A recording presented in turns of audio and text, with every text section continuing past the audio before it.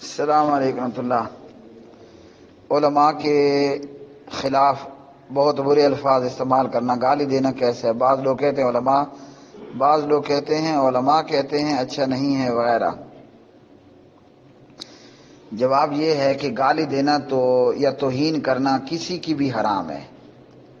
گالی دینا، بلکہ ہمیں شریعت نے تو جو بتوں کو گالی دینے سے منع کیا اور دفن شدہ بزرگوں کو گالی دینے سے منع کیا، بھلے وہ بزرگ ہو یا نہ ہو۔ بہرحال قرآن مجید کہتا ہے وَلَا تَسُبُّوا الَّذِينَ يَدْعُونَ مِن دُونِ اللَّهِ فَيَسُبُّوا اللَّهَ عَدْوًا بِغَيْرِ عِلْمٍ۔ ان کے جھوٹے خداؤں کو آپ نے گالی نہیں دینی، مطلب لات کو، منات کو، عزا کو، ان کو وغیرہ وغیرہ کو آپ نے گالی نہیں دینی۔ جو جنرلی بزرگ ہیں، ود، سوا، یغوث، یعوق، نصر، ان کو بھی گالی نہیں دینی۔ یہ قوم نوح کے عبادت گزار لوگ تھے جن کا آخر پر میں نے 5 بزرگوں کا نام لیا، ود، سوا۔ تو قرآن مجید نے ہمیں لات، منات کو اور ود، سوا کو بھی گالی دینے سے منع کیا۔ اب دیکھیے اسلام کتنا پاک اور پوتر دین ہے نا؟ اسلام کتنا پاک اور پوتر دین ہے کہ وہ لات، منات کو اور ود، سوا کو اور رام اور سیتا کو گالی دینے سے منع کرتا ہے۔ وَلَا تَسُبُّوا الَّذِينَ يَدْعُونَ مِن دُونِ اللَّهِ۔ اس آیت کا سیدھا مطلب یہی ہے، ان کے معبودوں کو گالی مت دو۔ ٹھیک؟ اب ان کے معبود کون تھے؟ لات بھی تھا، منات بھی تھا، ود بھی تھا، سوا بھی تھا۔ اسی طرح اللہ کو چھوڑ کر اللہ کے غیر کو پوجنے والے ان کے معبود کون سے ہیں؟ وہ ہنومان بھی ہے، وہ فلاں بھی ہے، وہ سیتا بھی ہے، کالی ماتا بھی ہے، رام بھی ہے، وغیرہ وغیرہ۔ تو اسلام نے ہمیں گالی دینے سے منع کیا۔ اب جب اسلام، اور ویسے نبی علیہ السلام نے فرمایا بلوغ المرام کتاب الجامع باب مکارم الاخلاق کے اندر، مومن بد زبان اور فحش گو نہیں ہوتا۔ ہاں، یہ یہاں ہو گیا۔ الحجرات میں آ جائیں، پارہ 26 کے اندر، وَلَا تَنَابَذُوا بِالْأَلْقَابِ بِئْسَ الِاسْمُ الْفُسُوقُ بَعْدَ الْإِيمَانِ وَمَن لَّمْ يَتُبْ فَأُولَٰئِكَ هُمُ الظَّالِمُونَ۔ اسی طرح لا يسخر قوم من قوم، ٹھیک؟ اور اس طرح اس کے علاوہ ہم نے کسی کا نام نہیں بگاڑنا، ہم نے جناب کسی کو جو ہے وہ گالیاں نہیں دینی، کسی کا مذاق اور تمسخر نہیں کرنا۔ تو یہ ہے معاملہ یہاں۔ اور اب ہے معاملہ علماء کو گالی دینا، تو یہ تو اور بہت بڑی گندی اور بری بات ہے۔ علماء کرام کو گالی دینا اور بہت بری بات ہے۔ ٹھیک ہے، اگر ہمارا اختلاف ہے یا ان کا ہم سے اختلاف ہے، مثال کے طور پر میں حضرت مولانا انور شاہ کشمیری صاحب بہت بڑے عالم دین تھے، ان سے اگر میں اختلاف کرتا ہوں تو اختلاف تو کروں کتاب و سنت کے دائرے میں، لیکن یہ کہ میں حضرت انور شاہ کشمیری یا جناب حضرت اشرف علی تھانوی صاحب یا حضرت مولانا قاسم نانوتوی صاحب یا حضرت مولانا عبدالرشید گنگوہی صاحب یا آپ کا بھلا ہو حضرت مولانا طارق جمیل صاحب یا اسی طرح جناب حضرت مولانا الیاس گھمن صاحب اور دیگر جو علماء ہیں، جو بزرگان ہیں، اختلاف تو کرنا کتاب و سنت کی روشنی میں، اختلاف بھی اختلاف برائے اصلاح، اختلاف برائے اختلاف نہ ہو، لیکن یہ کہ ان کو گالی دینا، تو جو دین، جو اسلام لات، منات کو اور ود، سوا کو گالی دینے سے منع کرتا ہے، بتائیے وہ اجازت دے گا کہ میں اپنے کسی عالم کو یا اپنے مخالف مسلک کے کسی عالم کو گالیاں دوں؟ سیدھی سیدھی بات ہے۔ جو اسلام بتوں کو گالی دینے سے، قبر میں دفن شدہ مردوں کو گالی دینے سے منع کرے، بلکہ ایک اور حدیث بھی سن لیجئے، واہ سبحان اللہ، پیارے نبی علیہ السلام نے فرمایا لا تسبوا الاموات، اللہ اکبر، بڑی ہی میٹھی حدیث ہے۔ میں بریکٹ میں یہ بھی بتاتا رہتا ہوں پیغمبر خود میٹھے، پیغمبر کی ساری حدیثیں میٹھی ہیں۔ میٹھی کا مطلب شیریں، جیسے جلیبی میٹھی ہوتی ہے نا، جیسے آپ کا جام شیری، روح افزا ہیں، شربت فولاد، جیسے چینی، گنا، یہ سب میٹھے ہیں نا، شیریں ہیں۔ تو پیغمبر خود بھی میٹھے اور پیغمبر کی ساری حدیثیں میٹھی ہیں۔ ہاں ہو پیغمبر کی حدیث، آپ نے فرمایا مردوں کو گالی مت دو، وہ جو اس نے کیا تھا وہ اپنے کیے کو پہنچ گیا ہے، آپ کو گالی دینے کی ضرورت نہیں ہے۔ اب بتائیے، لات منات کو بھی گالی دینا منع، ود سوا کو بھی گالی دینا منع ہے نا؟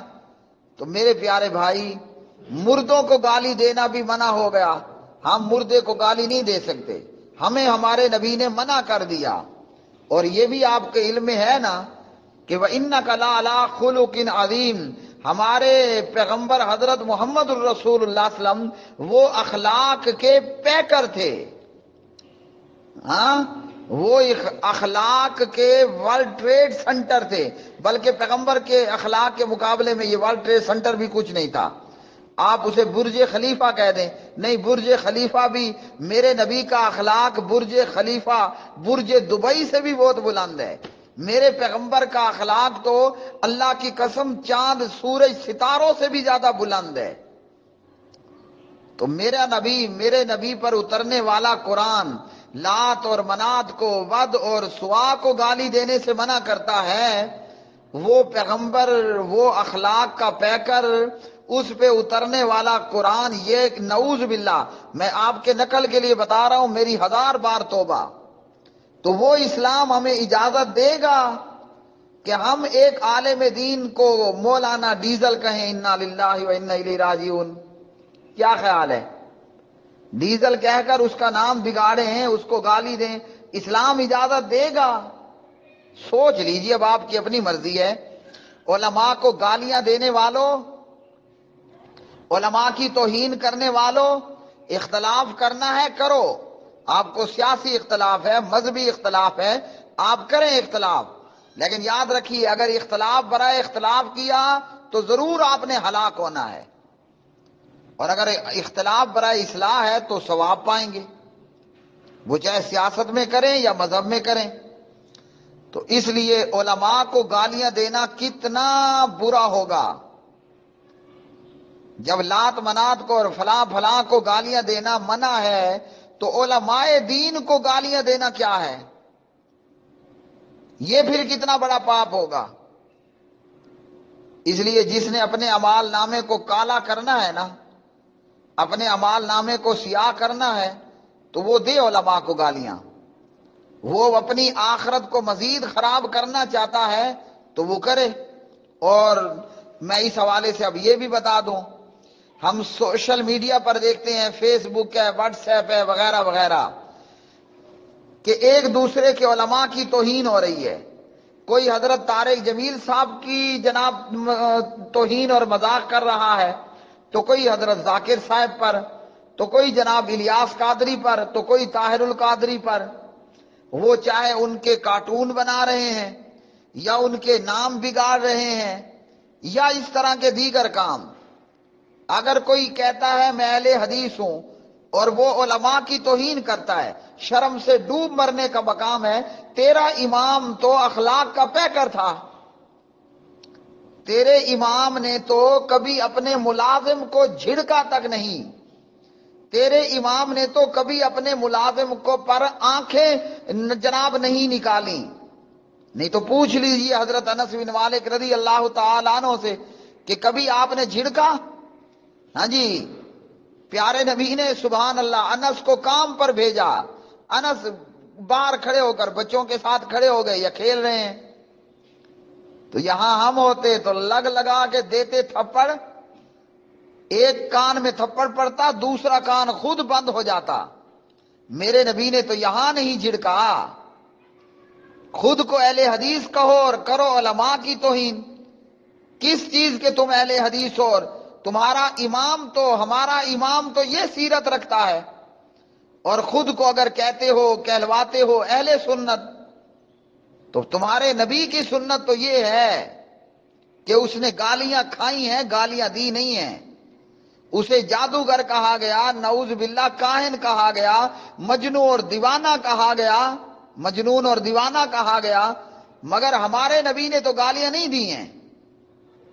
تو اس لیے کلمہ پڑھنے والے ہو، اہل حدیث ہو کہ بریلوی ہو کہ دیوبندی ہو، اگر سنت کو مانتے ہو تو گالیاں دینا تم پر حرام، اگر حدیث کو مانتے ہو تو گالیاں دینا تم پر حرام، نام بگاڑنا حرام، مذاق اڑانا حرام، فلور دی ہاؤس کہنا کہ اسمبلی ڈیزل کے بغیر چل رہی ہے، انا للہ و انا الیہ راجعون۔ یہ ہے مادر پدر آزادی، یہ ہے نعوذ باللہ مدینے کی ریاست۔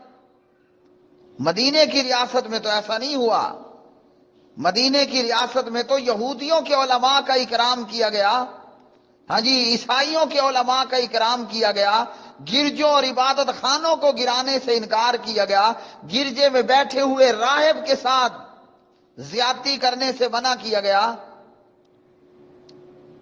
میرے نبی نے تو فتح مکہ کے موقع پر فرمایا، جو اپنے گھر کا دروازہ بند کر لے اسے امان۔ سبحان اللہ، جو ابو سفیان کے ہاں پناہ لے لے اسے امان۔ تو ہمارا نبی تو یہ کہہ رہا ہے، اور ہم لوگوں کے دروازے کھول کھول کے اندر گندگی ڈالیں؟ کہاں اسلام ہمیں اجازت دے گا؟ اسی طرح اگر کوئی شخص عمران خان کا نام بگاڑتا ہے اور اس کا نام عمران ہے، اس کی بجائے اسے کچھ اور بنا دیتا ہے، جیسا کہ سوشل میڈیا پر دیکھنے میں آتا ہے، تو اسلام اس کی بھی اجازت نہیں دیتا۔ اسلام کسی مسلمان کو یہودی کہنے کی بھی اجازت نہیں دیتا کہ آپ کلمہ پڑھنے والے کو کہیں کہ تو یہودی ہے یا یہ یہودی ہے۔ اسلام ہمیں اس بات کی بھی اجازت نہیں دیتا۔ اختلاف ہے تو اختلاف کو شرافت، دیانت، عدالت، امانت کے دائرے میں رہ کر اختلاف کیا جائے، لیکن عمران خان کا نام عمران اس کی ماں نے رکھا اور کوئی اس کی بجائے اس کا نام دوسرا رکھتا ہے۔ اسلام ہرگز اس بات کی اجازت نہیں دیتا